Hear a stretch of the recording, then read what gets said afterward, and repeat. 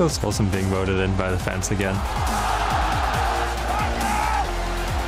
全明星的投票都是由全世界的粉丝来投出来嘛，所以说投出来我也是很开心。 Even though I retired, they voted me back in. I have no choice but to comply with their wishes and go and have a good time. The match I'm looking forward to the most is just EU versus NA match. I think it's quite clear that EU is the better region. 我比较喜欢就是1v1的模式。The 1v1s and seeing who's actually going to make it to the top. If you lose, you don't have any extraneous things about it. It's just you got outplayed. 프로겐 선수랑은 이번에 처음 만나는 거고 이때를 하면 어떤 느낌일지 궁금합니다. I'm looking forward to the assassin game mode. It sounds like it's gonna be a crazy match, to be honest. That match is pretty much going to be like Faker versus everyone. I was looking at the assassins on the game list, and there's some Nidalee and NA Rengar, so I got some options. 我比较期待那个就比较娱乐的，说是好像是2个人用一台机器吗？ Один управляет клавиатурой, другой мышкой. Я не знаю, как это будет выглядеть, поэтому для меня это что-то вроде страшного или что-то в этом роде. The marksman mode. Marksman only. No tank items allowed. Hopefully I get to play Quinn, so I can just run around the map. Obviously, it's supposed to be this whole fun event, but I think we're all here to win.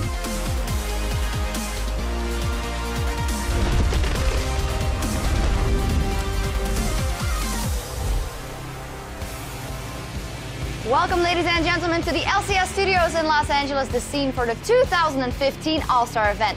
Some of the top names from around the world have been chosen by you, the fans, to compete and battle for regional pride. Everything is getting underway here. There, the LCK All-Stars with Faker, of course, the CIS All-Stars as well, warming up in their room straight from Melbourne to here, and the fans totally lining up for all the action here at All-Star 2015. All live from our studios in Los Angeles. Team from the NA LCS All-Stars, plus Bjergsen warming up there as well. Dyrus getting a little bit energy in before he plays. And Uzi from the Chinese All-Stars also getting ready. Froggen once again represents for the European squad. He just gets voted in all the time. Hello everyone, I'm Sjokz. Great to have you with us. Joining me on the analyst desk to kick off day one, our league experts, the North American LCS's Aiden Zirene Moon, Europe's own Mitch Krepo VODS, and the fastest pun in the West, David Phreak Turley. You know, there are 8 puns for you right now that I could give, but I think my life shouldn't revolve around puns entirely. Oh my God. Oh, too soon. I mean, everything. Too soon. Too soon. Well, we're going to hear more of that in just a second. But for now, I do want to introduce the rest of our fully stacked broadcast roster to you. Ringside in the battle arena, Quickshot, The Fish Show, and Kobe, who are gearing up to cast the very first game. And they are joined by our broadcast partners from China and Korea's OGN, who will be beaming out the event to all corners of the globe. And at the 1v1 stage, Pyrotechnics and Stress are standing by as well. Good to have you back, Devin. And right now, we're going to send it over to the always dapper, but a little bit more today, James Dash Patterson in his red carpet finest. Thank you very much, Sjokz. I'm standing here on our amazing all-star red carpet next to one of our all-stars, Huni. First of all, thank you very much for joining me, but want to jump into it as this is this big event with some really key names like yourself. What was it like to have been voted in by the fans, and how does it feel to finally be at this venue with the multiple stages and all the game modes that you're about to play? First of all, I would like to say to my fans, thanks for the voting to me. I'm first in Euro region for All-Star on the top role. I'm really happy for that. Just I'm being All-Star and just being here. Really nice stage, and then I saw that really there is a lot of nice fans, and then this city is cool, everything is cool. So I think it's really perfect for me. And everybody's super hyped up about all the different game modes that you will be playing, so I have to ask you, of all of them on the docket for us, which one are you looking forward to the most, and why? I'm looking for 1v1 tournament because it's really easy to get spotlight because it's only 1 and 1. So I would like to against first match is against Prey, but actually I would like to versus Faker, and then I would like to prove that I'm really have that really good mechanical. All right, so you do believe then that you have what it takes to walk away with the 1v1 title? Sure, I'm going. I will try my best, but I'm just Tom Rainer, but I'm just gonna try my best. Yeah, well, there are a ton of very talented players out here. Lastly, I want to ask you, as a representative of Team Ice, what it's been like to meet the other players on your team, and if you guys have been doing any practicing, how's it been going? Actually, I would like to say we're practicing, but actually we're not. we're just practicing for like solo queue and then get like some duo and then AD carry and bot lane or something like really many practice. And at least for me, I play a lot of solo queue game and then I know what is good champion and dispatch and then they know, of course, they knew that. Speaking of which, champions, which champions do you think are going to be strongest on this patch 5.23? In 5.23, there's a lot of really good champion. For me, actually, I would say it's Queen of it because that champion is really fast and then in solo queue, even in solo queue, he can kill everyone just go with ulti. So it's really also fun to play. All right, well, there you have it. Maybe looking for a little bit of Quinn. Again, Huni, I want to thank you for joining me here on the red carpet. Before you go take the stage for EU versus NA, of course, I do have to ask this. Is EU going to take that first matchup of the day? EU region. There it is. You're saying that here in NA. I'm not sure how many of the fans are going to agree with you. But once again, Huni, thank you so much for this interview. We're going to throw it back inside to Sjokz and the desk to get us set up for the rest of the day. I don't know what I'm more startled by, hearing Huni talk again and knowing that we won't be able to interview him for a while in EU, or Dash's hair. But, man, Huni, you got to love him. Yeah, his English has really improved. Yeah, he should really be on the end. Yeah, exactly. All memes aside, poor Huni wants to do well in the 1v1 tournament, but if he wins, he'll meet Madlife in the second round, and then, yeah, game over. Really? I don't know, man. Wow. Supports versus top laner. I think the top laner would have more experience 1v1ing. Like, I realize, like, sometimes you guys are, like, playing Thresh with Targon, so you have to learn to last hit. But, like, one of the win conditions is 100 CS. And, like, every laner out there is going to have a really big advantage. I think junglers are going to suck in this. I agree. As a Just jungler like in myself, regular League of Legends, junglers are the inferior players. We'll see. Also quite interesting from Huni, because when he was over in EU, I want to show that that EU is stronger than NA. Now he's done that. Now he's moving on to NA, and now he's going to show that EU is stronger than NA, probably, so we'll see what happens. But this event is all about the fans, because you guys, the fans, have been put in charge of the event. And since November the 13th, you have been casting votes online for which players will make up your regional dream teams. And these were then divided up based on their seeding at Worlds. So, blazing a path for Team Fire are players from Korea's LCK, the League Master Series, and the North American LCS.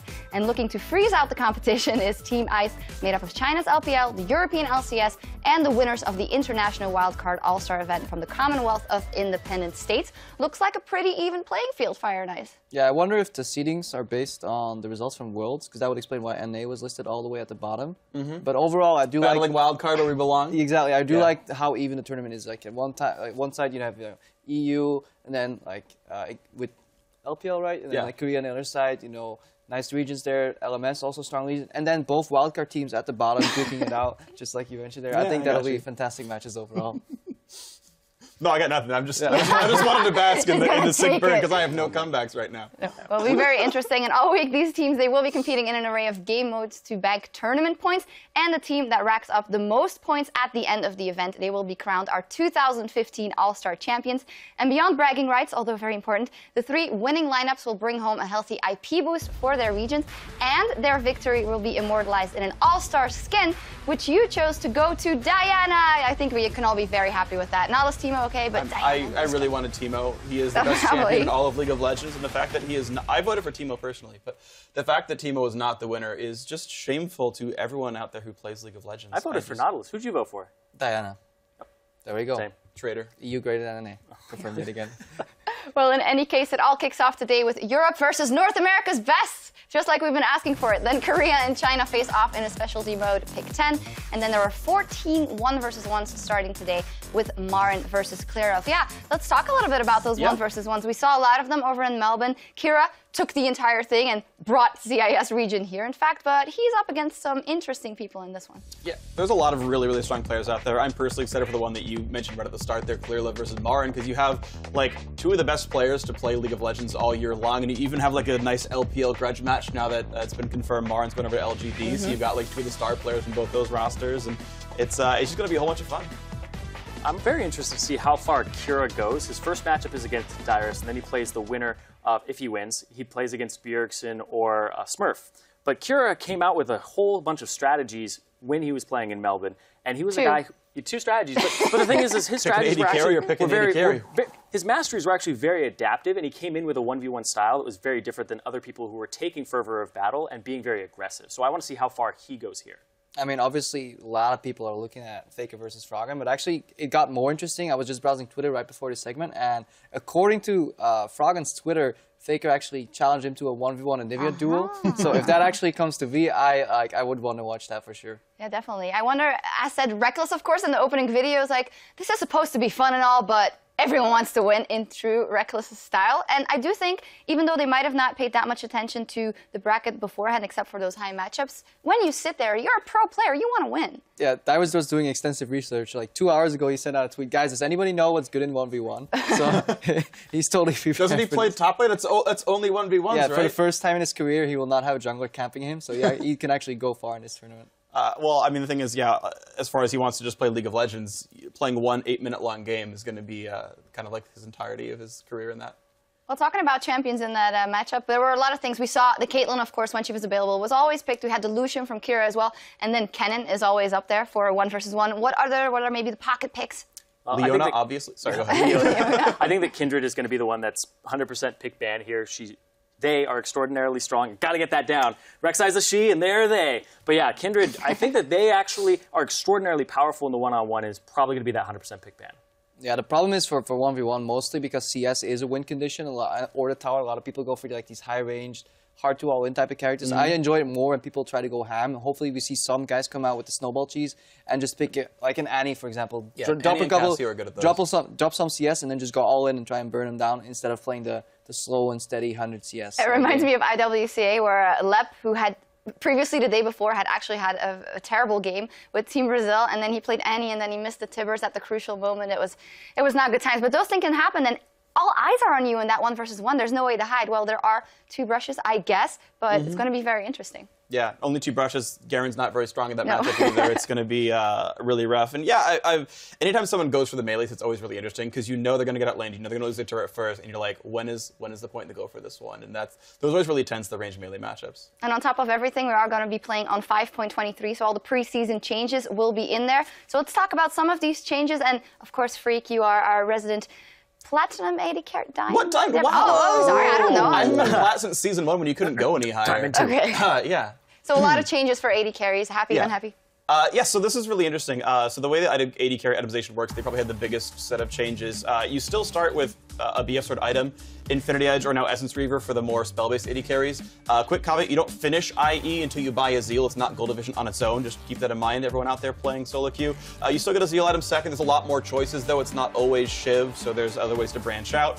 Some people actually will go like Shiv and Rapid Fire Cannon. It's 523. They still stack. And then third item, Last Whisper by itself now sucks. It's only like gold efficient against champions who bought like 80 armor or something. So you'll buy another Zeal item, or you'll go into lifesteal like a Bloodthirster or something. And this doesn't just affect 80 carries, it also affects the entire landscape of the Rift. Because Last Whisper is being pushed back to 4th item, 5th item, tanks and armor has become more valuable. We're seeing a lot more Malphite, Mundo, and then we're also seeing Rammus as well in the jungle. We haven't seen a lot of these picks in a good while. Malphite was on his way up near the end of the season, but then this makes Trundle actually a really good pick because he takes 40% of their armor and magic resist away, which means the Last Whisper being delayed is not a problem.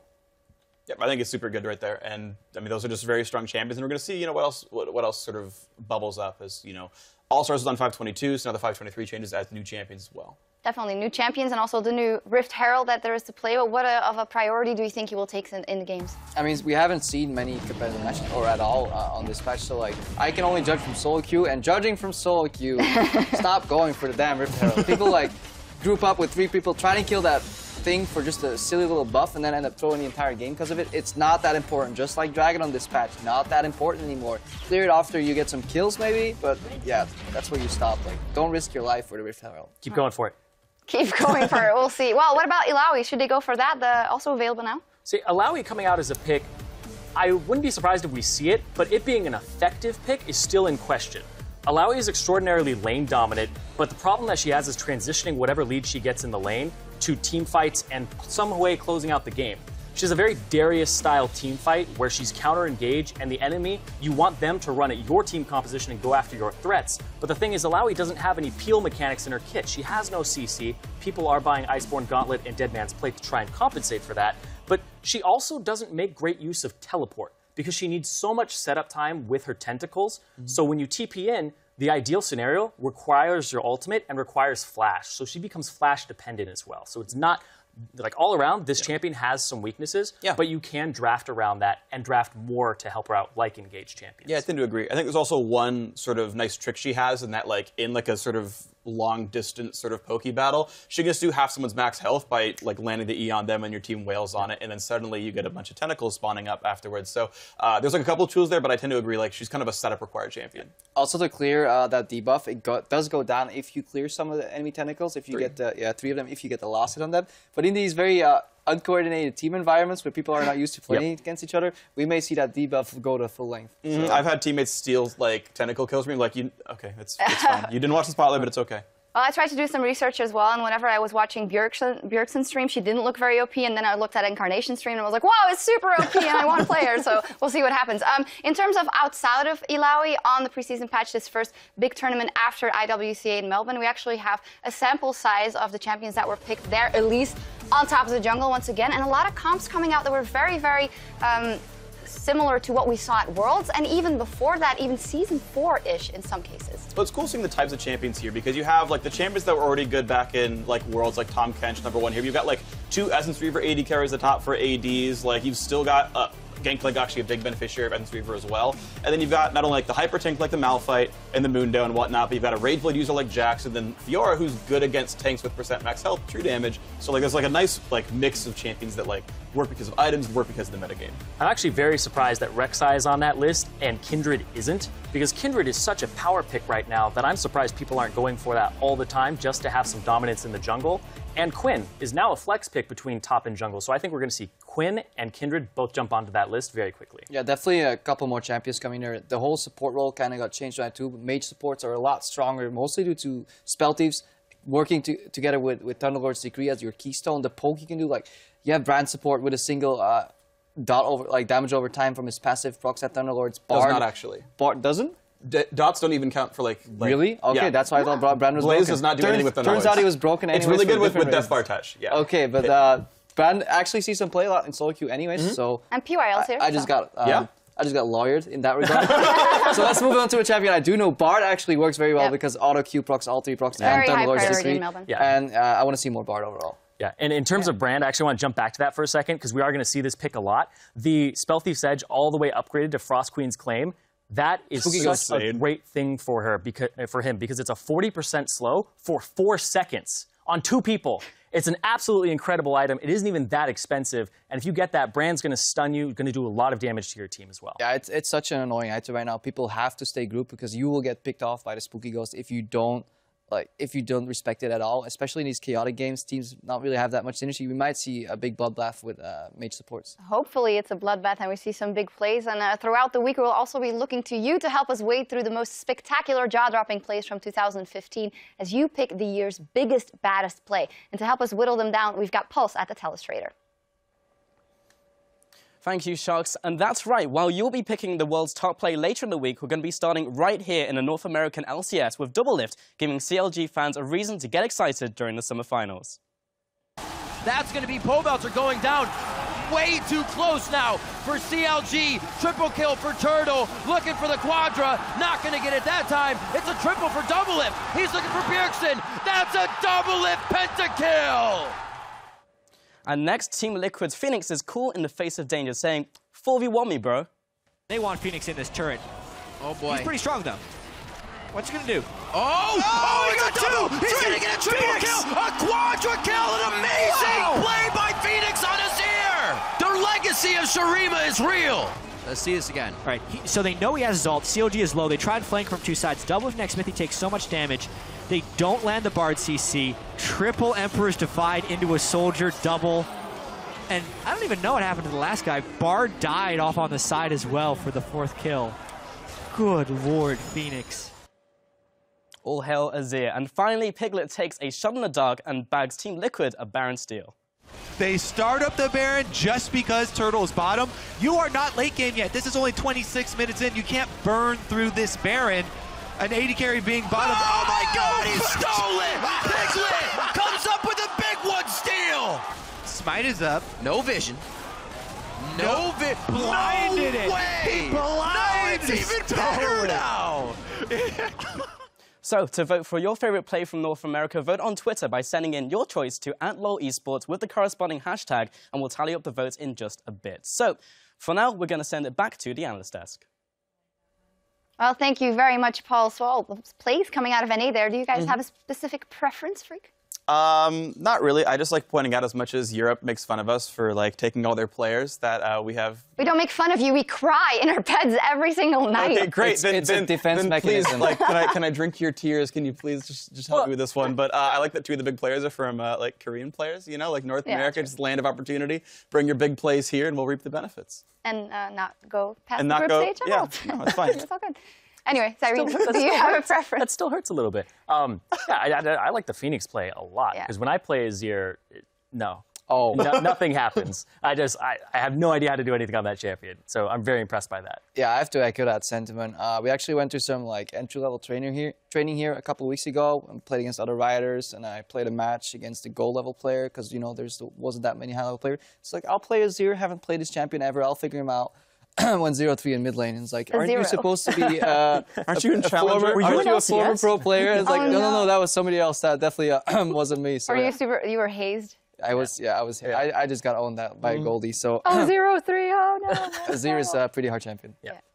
Anyway, looking at the other game modes that we have, we look at a lot of big plays. We know that the teams are probably really going to try hard, especially in that first game, NA versus EU. We're going to talk a little bit more on that in just a bit, because we're going to head inside the battle arena to meet the participants of the 2015 All-Star event.